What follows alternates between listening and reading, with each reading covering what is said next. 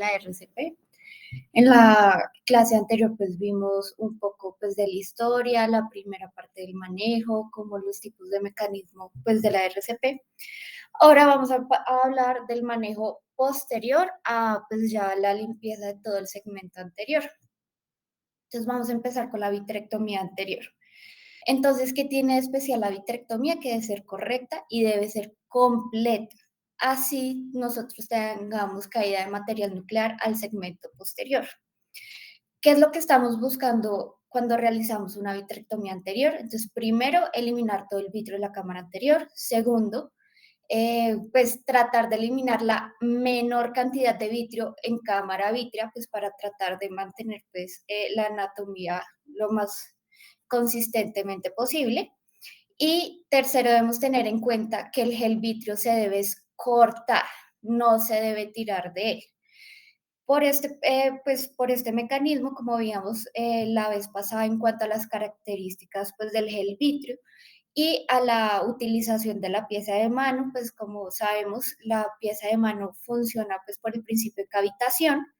En cambio, el vitrector funciona por un mecanismo de guillotina, razón por la cual la pieza de mano no nos sirve para realizar la vitrectomía anterior, para que lo tengamos claro. El vitrio se debe cortar, no tirar de él, porque si no vamos a tener pues tracciones retinianas. Ay, un momento. Ya.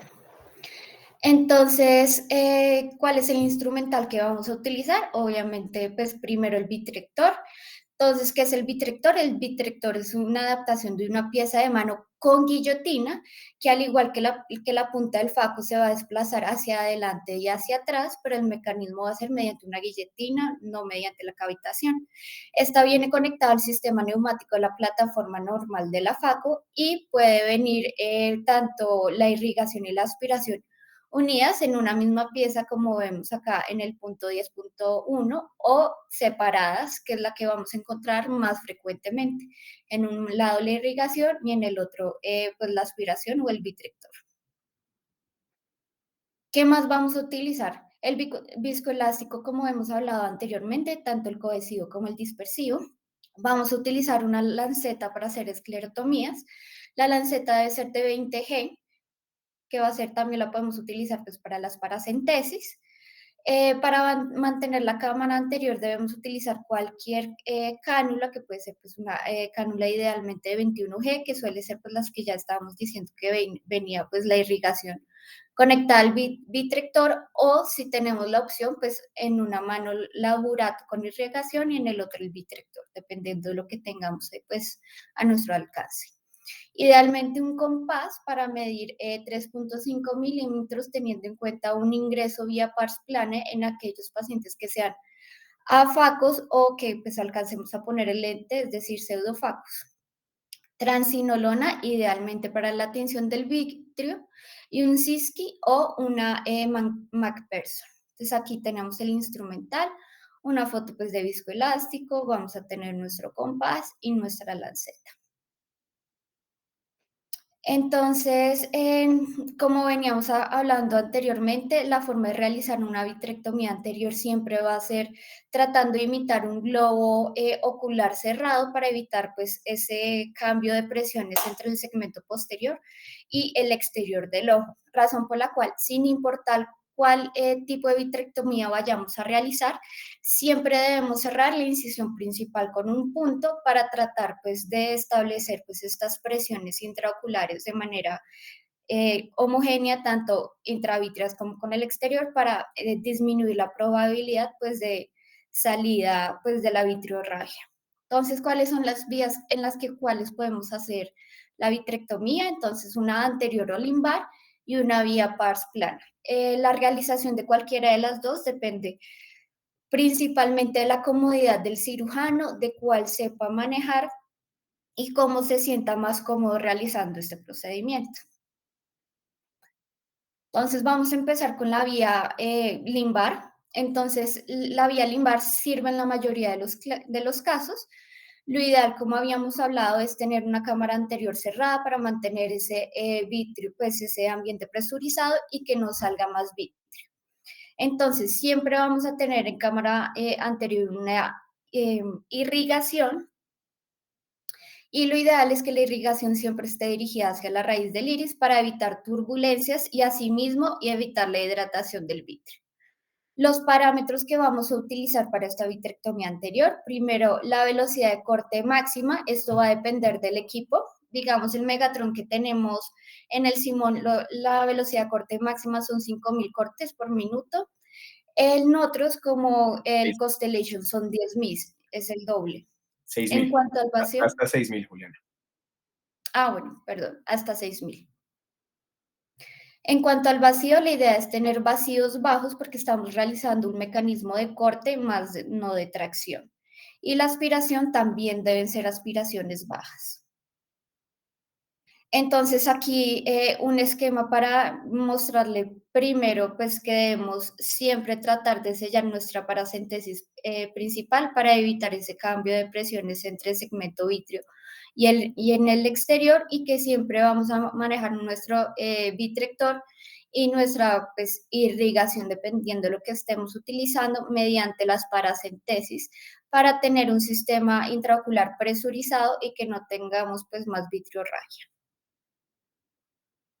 Entonces, ¿cómo vamos a iniciar o cómo vamos a realizar esta vitrectomía? Entonces, primero, iniciar de abajo para arriba. Entonces, primero, siempre eliminar el vitrio que se encuentra en el saco capsular, idealmente justo debajo de la rotura.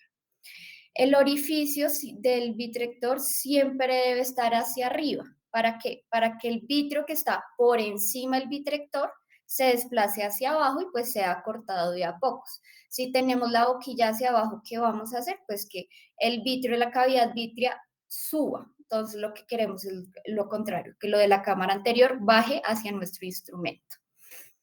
Entonces, tener en cuenta que pues a medida que empecemos a realizar la vitrectomía se va a ir atrayendo más y más vitrio, razón por la cual no siempre es necesario pues movilizar mucho el instrumento. Bueno, este paso realmente se facilita mucho más si nosotros realizamos una tinción previa con triamcinolona, 2 miligramos mililitro. Esta viene ya preparada o se puede preparar. Hay que tener en cuenta que la triamcinolona, pues como cualquier corticoide, pues va a llevar a la elevación de la presión intraocular, por lo cual cualquier cantidad de triamcinolona que nosotros utilicemos debe ser retirada por completo para evitar complicaciones futuras. Tener en cuenta que siempre que realicemos la vitrectomía y que pensemos que ya hemos terminado, debemos realizar pues un barrido con una espátula para estar seguros que no nos queden vidrias vítreas que suelen ocurrir especialmente yéndose hacia la incisión principal. Entonces acá les muestro cómo mediante pues primero utilizamos pues nuestros viscoelásticos para proteger el endotelio, segundo tenemos el vitrector hacia abajo, justo debajo de la rotura, con la apertura hacia arriba para empezarnos a comer pues el vitrio que se encuentra únicamente en cámara anterior sin necesidad de entrar a cámara anterior ya que este vitrio va a ir bajando, siempre presurizando pues con nuestra irrigación. Acá tenemos una foto donde se muestra pues este procedimiento con una tinción con triamcinolona. Acá les vamos a demostrar una vitrectomía que realizamos extrainstitucionalmente con el doctor Cadena, donde utilizamos pues una tinción con triamcinolona para que veamos que realmente se observa muchísimo mejor el vitrio. Entonces acá se está realizando la inyección de la triamcinolona. Tengamos presente que aunque tenemos los trócares, contamos con un sistema pues presurizado del globo ocular, ya que pues sellamos previamente la incisión principal. Se inyecta la triamcinolona, se espera un momento y podemos observar que nos va a ir tiñendo aquí las fibras vítreas que vamos a encontrar especialmente en el segmento anterior, justo debajo, pues aquí podemos observar la RCP que fue generada en su momento. Entonces, dejamos que este tiña un poco, utilizamos los instrumentos, el vitrector, y esta es nuestra cánula de irrigación, que vamos a ver que insertamos ambos dispositivos mediante las paracentesis realizadas. El vitrector siempre debemos ver que entra de una manera perpendicular, siempre con la boca hacia arriba. Obviamente primero siempre entra la irrigación prendida, luego entra el vitrector sin encender. Ubicamos el vitrector pues exactamente bajo la ruptura donde queremos pues utilizarlo, lo encendemos y empezamos a comernos pues el material vitrio de la cámara anterior, teniendo en cuenta que nos encontramos justamente posterior a la rotura. Aquí vamos a ver cómo nos empezamos a comer pues estas fibras que estaban teñidas con la triamcinolona. Entonces podemos ver que el contraste que nos da la tinción realmente es muy buena para facilitar pues la valoración de qué tan limpio nos quede el segmento anterior. Como estábamos hablando anteriormente, es muy importante que el segmento anterior quede lo más limpio posible, primero para una adecuada visualización del polo posterior, segundo para evitar inflamación de esta región y tercero, pues si vamos a colocar en un segundo tiempo o en un mismo tiempo pues un lente intraocular, pues debemos tener claro pues, los planos anatómicos donde lo vamos a poder conectar. Entonces aquí vemos cómo se encuentra pues nuestro vitrector. Entonces, ¿cuáles son las ventajas? Realmente esta es la vía de acceso más sencilla para realizar una vitrectomía. Es muy fácil de manejar y pues siguiendo todas las reglas básicas, pues el vitrio sale completamente. Realmente resuelve casi en la mayoría todas las rupturas capsulares. Debemos tener en cuenta que algunos casos mucho más complejos van a necesitar un abordaje vía pars plana que vamos a ver a continuación. Bueno, desventajas es más fácil atraer mediante este tipo de vitrectomía más vitrio hacia la cámara anterior si no tenemos un adecuado manejo de nuestro vitrector. Y en roturas grandes donde hay demasiado vitrio y hay una excesiva presión intravítrea, resulta muy difícil realizar esta vitrectomía anterior. Ahí es cuando debemos pasar a una vitrectomía vía pars plana. Entonces, la vitrectomía pars plana, vamos a hablar de una técnica que es la más utilizada pues, por los cirujanos de segmento anterior, que es la técnica de Gombers. Entonces, aquí vamos a ver que realmente esta es una vitrectomía realmente biaxial, donde vamos a tener la utilización de nuestro vitrector realmente vía pars plana, pero vamos a tener nuestra irrigación vía la cámara anterior. Pues si nosotros sabemos manejar adecuadamente los trócares y pues tenemos pues experiencia utilizándolos, pues podemos realizar la técnica de vitrectomía vía pars plana completa mediante la utilización de los dos instrumentos vía pars plana. Pero la más frecuentemente utilizada, especialmente para la resolución de estas complicaciones, es la vía axial.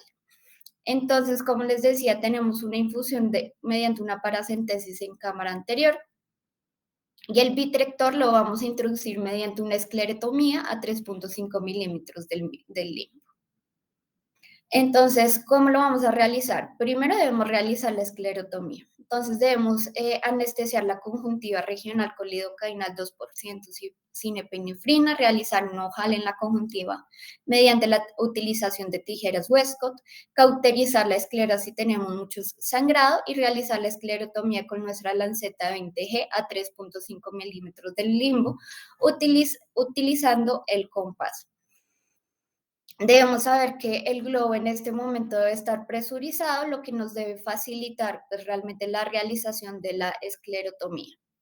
Los parámetros realmente son muy similares a los que estábamos viendo pues en el caso anterior, teniendo en cuenta acá flujos bajos, alturas bajas, una velocidad de corte máxima, vacíos de aspiración también bajos.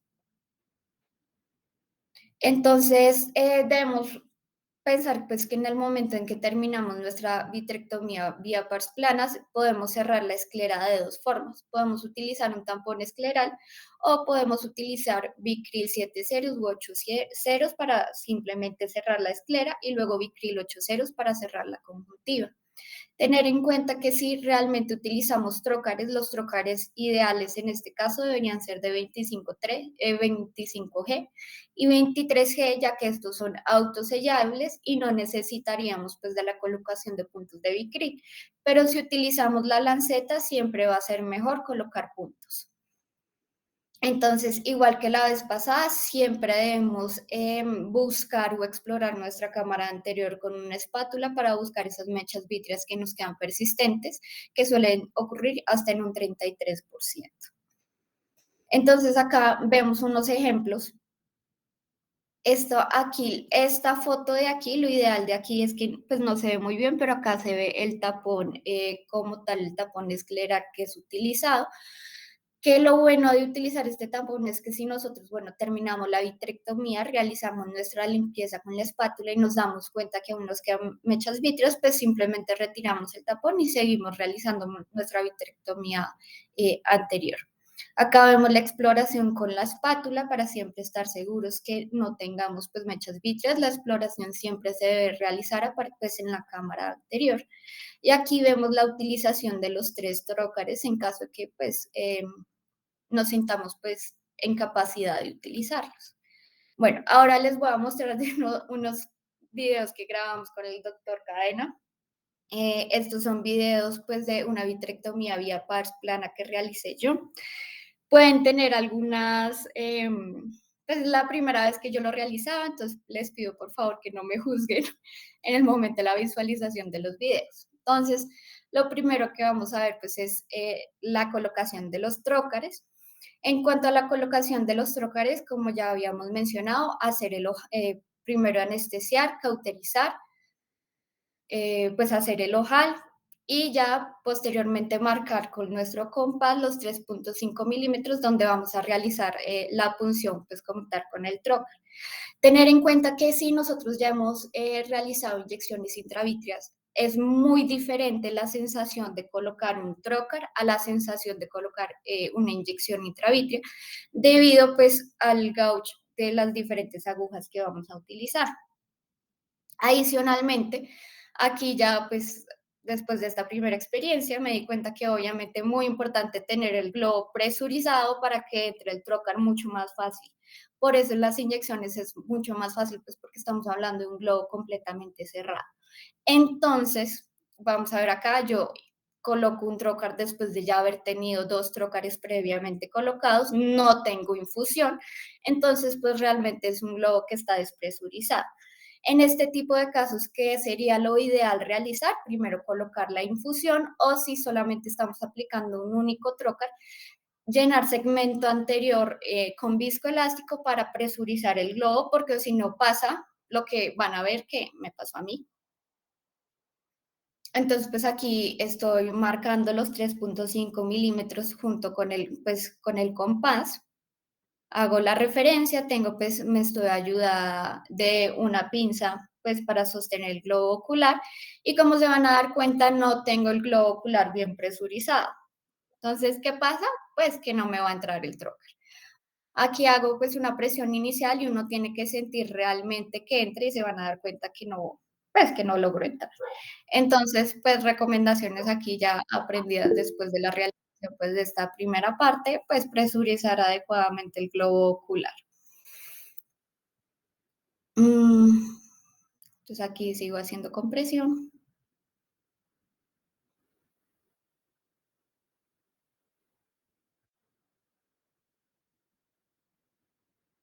Hasta que por fin logro entrar. Espérense. Juli, una pregunta.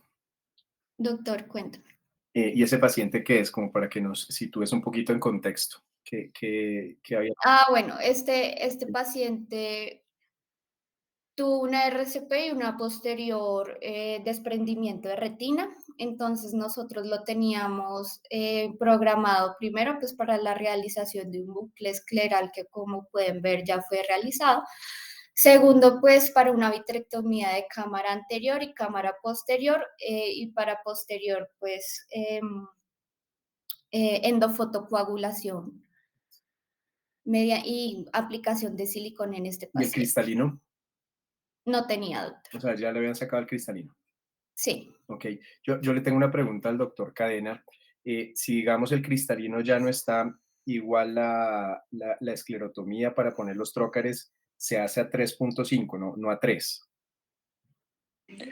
Sí, normalmente, o sea, normalmente nosotros hacemos esclerotomías, pueden ser o a 3.5 o a 4, ¿sí? O a 3, sí. Si uno se va muy hacia 4, puede de pronto perforar la retina.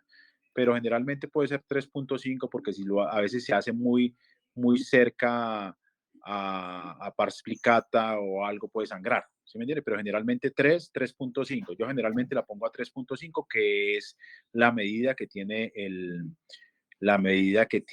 trocar, ¿sí? Entonces ahí no hay riesgo pues de que uno vaya, y generalmente las medidas son 3.5, tanto nasal como temporal, superior o inferior. 3.5. Entonces, generalmente cuando lo que hizo, la idea era mostrar pues más o menos cómo poner un trocar, y lo que dice Julián es cierto. O sea, si es más, a uno también le pasa. Ya a mí cuando yo tengo un ojo que está muy hipotónico, me toca hacer una paracentesis y poner líquido en cámara anterior para que me hidrate la cavidad vítrea.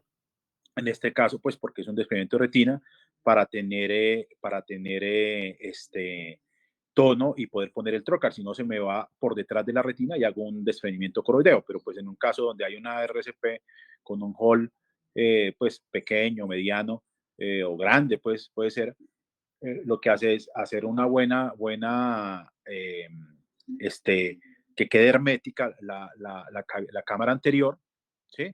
Y puedes poner un poco de viscoelástico para darle tono, y con un trocar nuevo para que entre perpendicular y entra suave. Lo que pasa es que este trocar que tenía Juliana ya llevaba como 5 pacientes, porque son trocars pues que nosotros se utiliza un juego de trocar ¿por qué? Por jornada, porque pues vale $1.000.000 los 3 trocar, entonces serían $5 millones o $6 millones cada vez si uno utilizara, y así se utiliza en todo lado. Entonces, fue por eso básicamente, lo que no fue porque lo estuviera haciendo mal la técnica ni nada de eso, sino que pierde el filo, y entonces con un trocar ya más, con un filo nuevo, pues básicamente entra mucho más fácil. ¿Listo?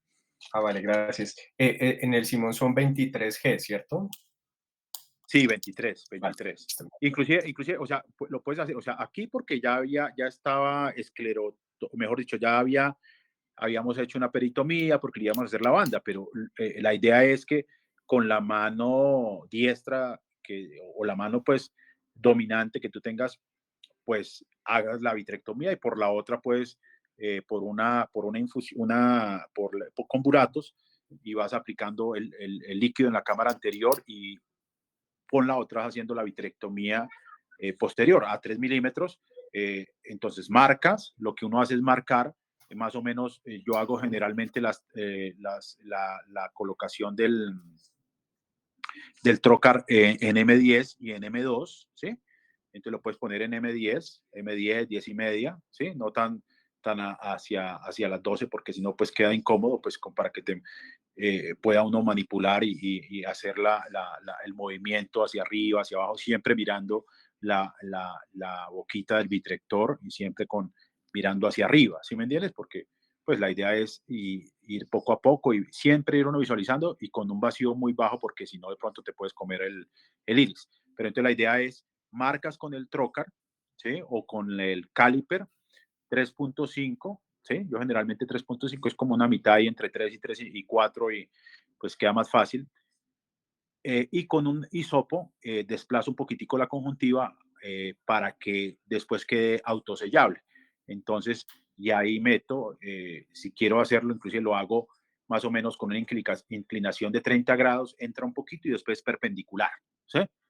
O sea, lo que pasa es que aquí, cuando ya está con peritomía, pues uno coge un punto a la esclera, mientras que si lo vas a hacer con conjuntiva, con un trocar de 23 o de 25, lo que haces es marcar, ¿sí? 3.5, desplazas la conjuntiva hacia un ladito para que entre por la conjuntiva, no del mismo sitio, sino la otra, para que después tape, y más o menos inclinas la mano 30 grados y después perpendicular para que quede pues como tunelizado, ¿sí? Y entonces hay menos riesgo, pues ahí queda autosellable y no hay riesgo. Y metes el vitrector y con la otra mano metes la urato y vas haciendo de a poquito, pues generalmente con uno podría utilizar un corte, o sea, lo importante es el vacío no tan alto, porque si no como está tan pegado al iris, yo preferiría pues para empezar por ahí de 200 en el vitrector, ¿sí? 200 y de a poquito y el corte, no sé, en el corte en 3000 o en 2000 como para tener más seguridad y que no vaya a haber riesgo, porque si usted tiene un vacío bastante grande, o sea, un vacío de 650, te acercas al iris y, o sea, con una sola pasadita se lo lleva, se lo come. Entonces, un vacío de 100 o 200 en todo el centro y vas haciendo la vitrectomía para que ir comiéndose sobre todo ese vitrio que se va a cámara anterior, posteriormente es el que va a generar una tracción sobre la base del vitrio y que genera como esas tracciones posterior que uno ve. Vale, gracias. No, ya. Bueno, para continuar con el siguiente video, pues es una continuación del video anterior. Aquí para resaltar, pues que la entrada del vitrector siempre debe ser pues perpendicular a la córnea.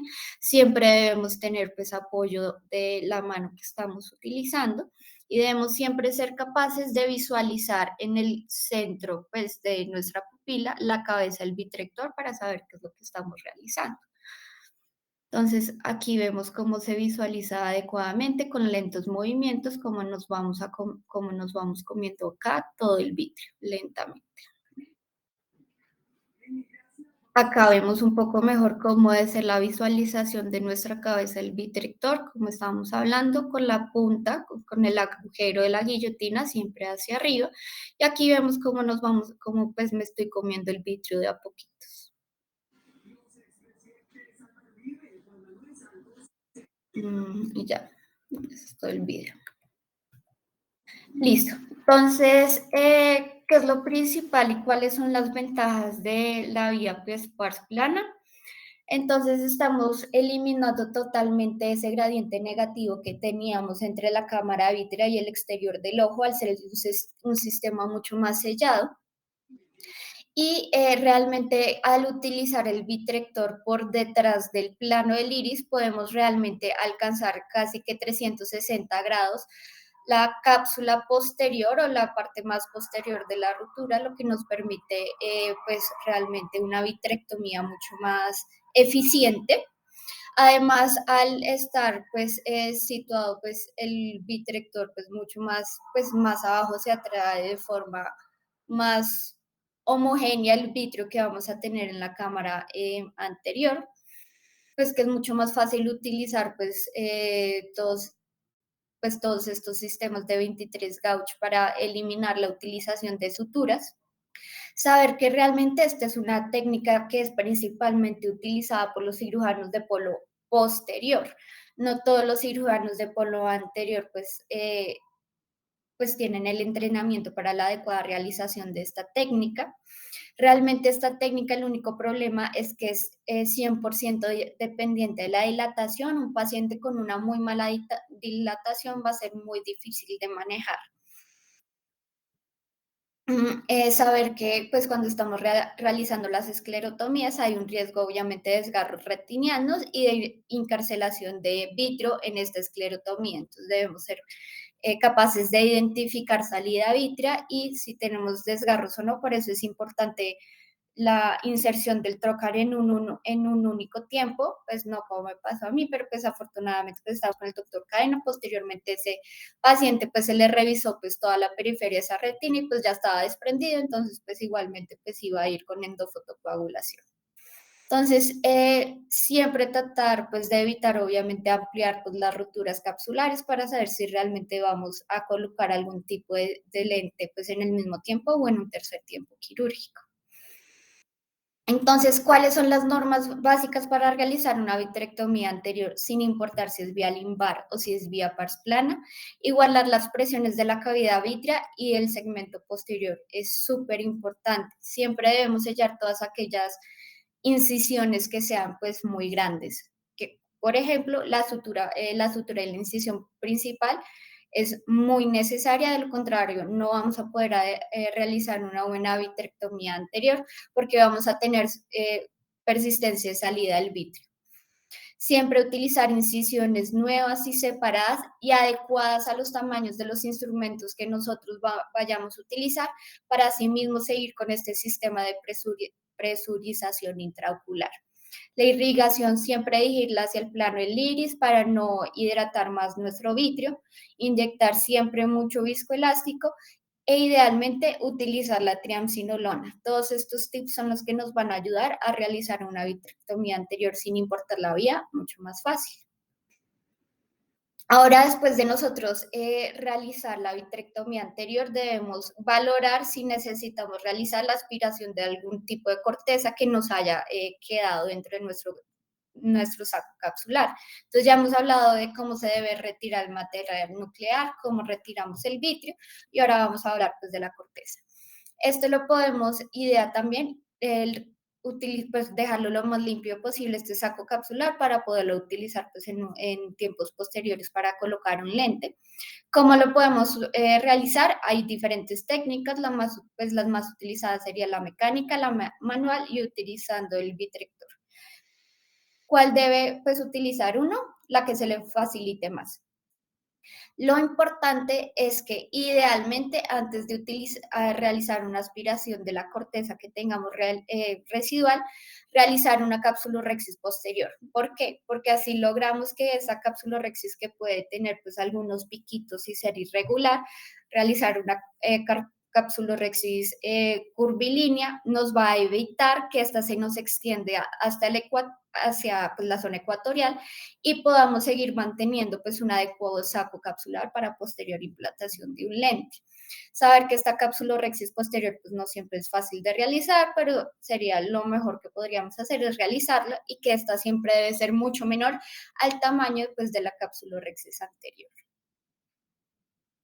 Entonces, en cuanto a la aspiración mecánica, la podemos utilizar, pues podemos realizar de dos formas, una coaxial con una IA o una bimanual, pues con las buratos. Realmente las más utilizadas es la bimanual mediante la utilización de la buratos porque además es menos traumática, es mucho más fácil para acceder a todas esas pues pedazos corticales o masas subincisionales que con la pieza coaxial. Adicionalmente, aunque se realizan dos incisiones, son de mucho menor tamaño que la utilizada pues, para introducir una pieza de IA y nos permite, mientras estamos haciendo la aspiración de las masas, siempre tener dirigir nuestra irrigación hacia el plano del iris, que pues ya sabemos por qué la estamos utilizando. La aspiración manual realmente en estos casos se denomina que es la más segura de todas. Se puede utilizar diferentes tipos de cánulas. La más conocida pues es la Simcoe, pero esta utiliza irrigación. Existen otros tipos de cánulas para realizar pues esta aspiración manual de la corteza que son sin irrigación, que son la cánula en J o en báculo. Entonces, adicionalmente también pues podemos realizar la aspiración mediante la utilización del vitrector. Aquí nosotros debemos cambiar el modo del equipo con el que estemos utilizando, que pues aunque seguimos pues con el vitrector, debemos cambiar aspiración córtex para que pues disminuir todos los parámetros. Saber que en posición 2 del pedal vamos a hacer aspiración y en posición 3 córtex. Así que razón por la cual nunca debemos pasar a posición 3 si estamos realizando pues aspiración de la corteza. Esta es una de las principales causas por las cuales pues la aspiración mediante la utilización de un vitrector puede ser un poco más difícil de realizar y menos segura que utilizando cualquiera de las técnicas anteriormente utilizadas, pero como les venía diciendo, la utilización de cualquiera de estos mecanismos depende de la experiencia del cirujano. Entonces, La ventaja de esta es que está, pues es la que más se aconseja cuando tenemos salidas muy importantes de vitrio, cuando tenemos roturas muy grandes, ya que a medida que vamos a ir realizando la aspiración de la corteza, lo más probable es que sigamos teniendo vitrio en cámara anterior. Todo lo importante de esto es que podemos cambiar de aspiración a corte dependiendo de lo que vayamos necesitando, pasar después de posición 2 a posición 3. Saber que esto se puede hacer pues vía limbar o pues mediante nuestras incisiones accesorias o podemos realizarla también vía pars plana con el vitrector para acceder realmente a los 360 grados de la cápsula, pues de la cara posterior de la cápsula anterior.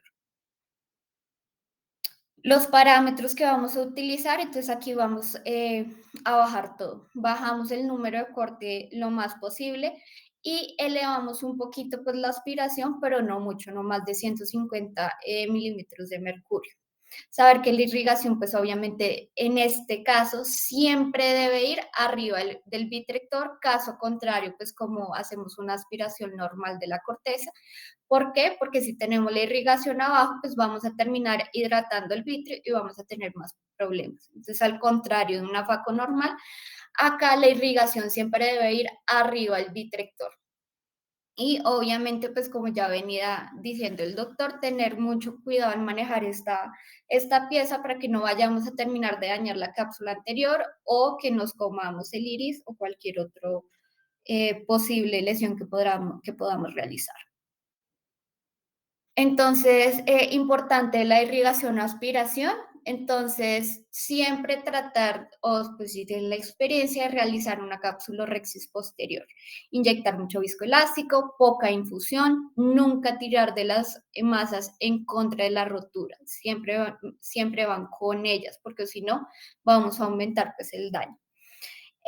Y si aparece vitrio, cada vez que nos aparece vitrio, siempre tenemos que continuar con la vitrectomía. La vitrectomía no se va a acabar hasta que no tengamos toda la cámara anterior fuera o libre de vitrio. Bueno, ahora vamos a hablar un poco del implante intraocular, en qué casos y qué lentes vamos a implantar, porque este tema es tan importante. Justamente hoy, por alguna razón, nos llegaron 2 pacientes con lentes en polo posterior. Entonces, este es una paciente femenina que tuvo una faco pues complicada la semana pasada con una RCP, trataron de colocar pues un lente plegable sin un adecuado sostén y se fue pues el lente hacia atrás. Esta es una paciente que nos llegó remitida del Guavio. Este es otro paciente masculino, misma historia, pero este paciente lleva con este lente aquí 2 años y nos llegó el día de hoy. Por alguna razón llegaron pues, los 2 pacientes a consulta, entonces pues les traigo las fotos. Entonces, el implante lente intraocular, vamos a ver cómo igual que hacer, pues que las indicaciones de que hacíamos que el cristalino, aquí traigo como diferentes casos y les planteo en qué caso que se debería hacer. Entonces, el primer caso es pues el mejor panorama que podemos tener. Entonces, es el caso de roturas pequeñas en la que se pudo realizar una adecuada cápsulorhexis posterior y tenemos una cápsulorhexis anterior íntegra. Aquí, según la literatura, se puede implantar cualquier tipo de lente, inclusive un multifocal si tenemos pues unas rexis tanto anterior y posterior adecuadamente realizadas. Idealmente, sin importar el tipo de lente que utilicemos, siempre debemos luxar la óptica del lente hacia la rexis posterior para sellarla y para que no tengamos continuación entre el segmento anterior y el segmento posterior. Idealmente, así nosotros queramos colocar un multifocal que podemos, ¿qué es lo ideal? Lentes acrílicas monobloque desplegables para tener pues un mejor sellamiento entre la cápsula posterior y la anterior. Aquí sí, nunca debemos colocar lentes de plato ni lentes de silicona, porque estos lentes están asociados pues con opacidades del lente por el toque que van a tener continuo con el vitrio.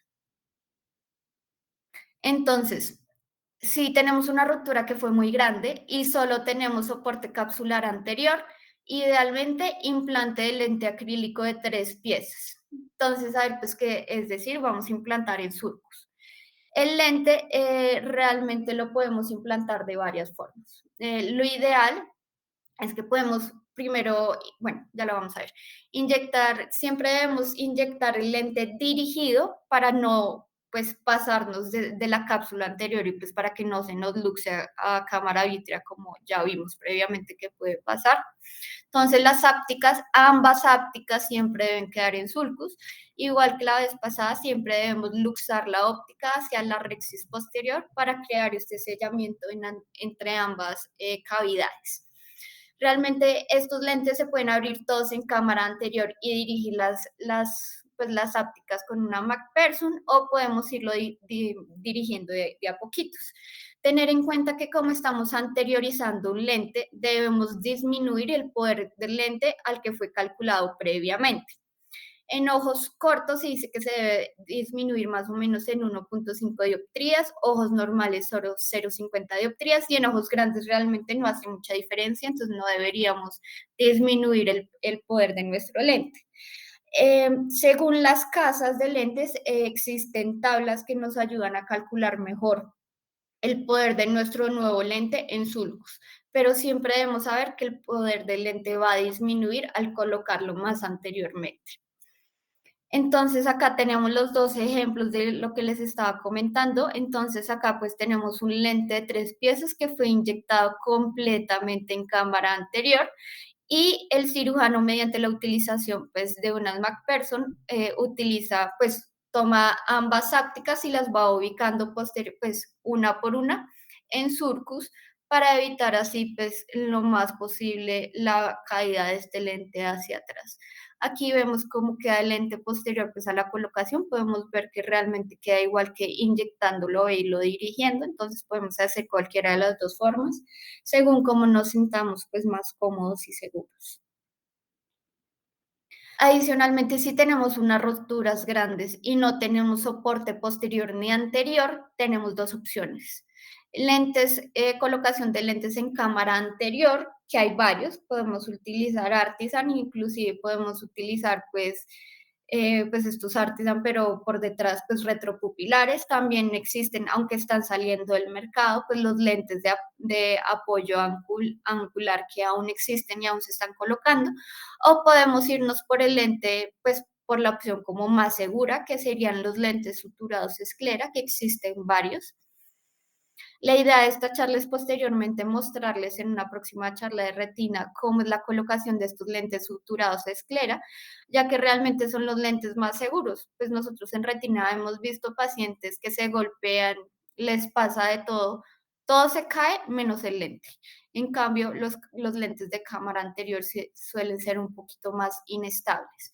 Entonces, pues en unas próximas charlas estaremos hablando de los lentes suturados de esclera pues, para terminar el manejo de estos pacientes. El posoperatorio. Aquí lo que les queremos, espero que quede de recordatorio es siempre, lo último por hacer es, por favor, nunca abandonen al paciente. Como podemos ver, la RCP tiene muchas complicaciones secundarias asociadas a esta misma complicación, así que el paciente debe ser valorado continuamente hasta que no se realice pues, un manejo del mismo. Entonces, primero, ¿qué vamos a valorar en los posoperatorios inmediatos? La presencia pues, de bridas vítreas mediante la visualización de irregularidades pupilares que si son muy pequeñas se pueden cortar pues, con un puntico de láser jack. Estos pacientes siempre deben ser valorados por retinálogo, así nosotros manejemos adecuadamente la vitrorragia, así coloquemos lente, así no haya pasado nada, así el ojo esté totalmente tranquilo.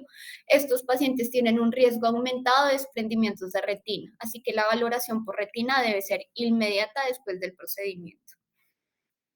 Como habíamos hablado, la presencia de restos nucleares, corticales o por la simple manipulación pues, tan amplia del globo ocular, estos pacientes van a tener mucha inflamación y van a tener incrementos pues, en las presiones intraoculares. Entonces, siempre, cada vez que valoremos a estos pacientes, es obligatorio tomar la PIO y dar un manejo en dado caso pues, que tengan aumentos de la PIO. Siempre va a valorarle el edema macular cistoide, que al igual que los desprendimientos de retina, se aumenta casi en un 30% en estos pacientes que presentan esta complicación posoperatoria. Y por último, les traigo las conclusiones. Entonces, como habíamos dicho previamente, esto le puede pasar a cualquier cirujano sin importar el número de cataratas que ya lleven. El diagnóstico precoz, evitar que empeore la situación y el entrenamiento del cirujano en su manejo realmente nos pueden cambiar un muy mal pronóstico que puede tener estos pacientes y evitar complicaciones muy graves. Entonces, cualquier cirujano que esté realizando procedimientos de facomulsificación debe conocer las complicaciones, debe saber reconocerlas y debe saber manejarlas. Asimismo, es muy importante que nosotros conozcamos el instrumental de emergencia y sepamos cómo funciona un vitrector y los parámetros de la vitrectomía, que son muy diferentes a la de la faco. En estos casos, como hemos hablado previamente, estos son protocolos previamente establecidos. Acá no se puede improvisar. Toca hacer lo que está establecido pues, por las diferentes academias. No hay espacio para inventarse cosas extrañas. Lo más importante, siempre dejar una cámara anterior lo más limpia posible para evitar pues, estas presiones elevadas, para evitar pues, la inflamación, para evitar posibles daños.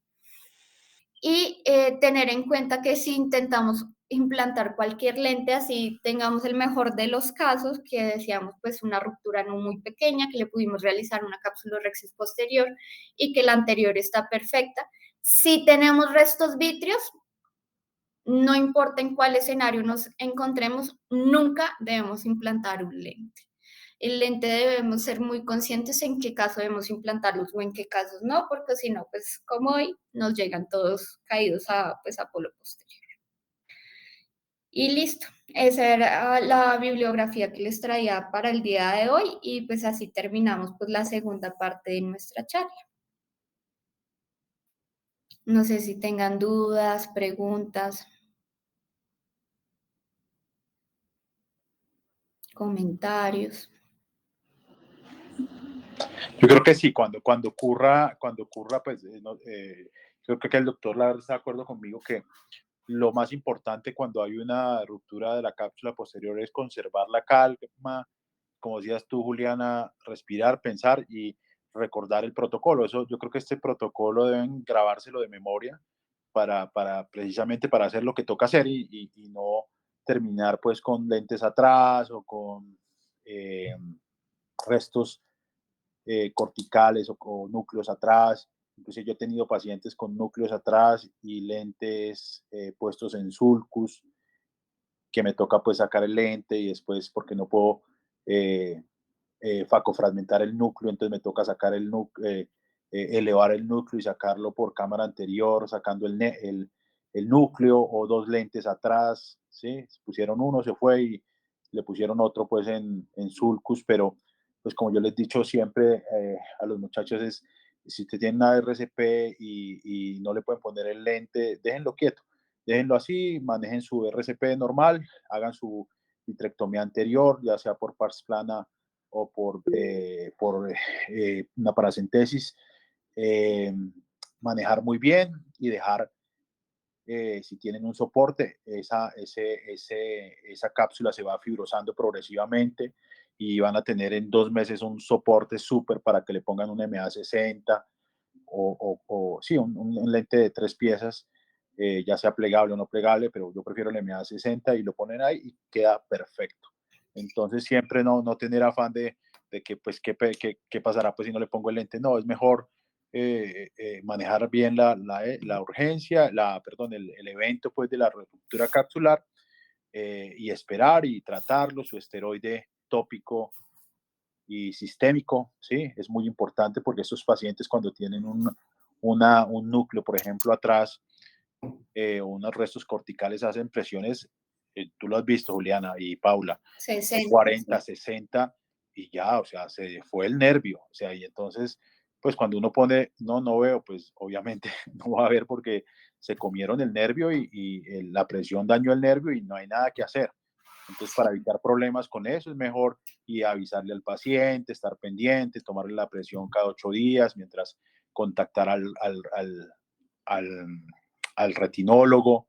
Mejor dicho, ser muy amable con el paciente, explicarle, porque pues para evitar problemas, que es lo que nosotros estamos viendo en las clínicas donde vamos y que quedan por ahí los pacientes volando y al final es una locura. Y pues el doctor, el cirujano, pues obviamente es el responsable de esto y el paciente no es bobo, el paciente se da cuenta. Entonces es eso. No sé qué opina el doctor Olaverde.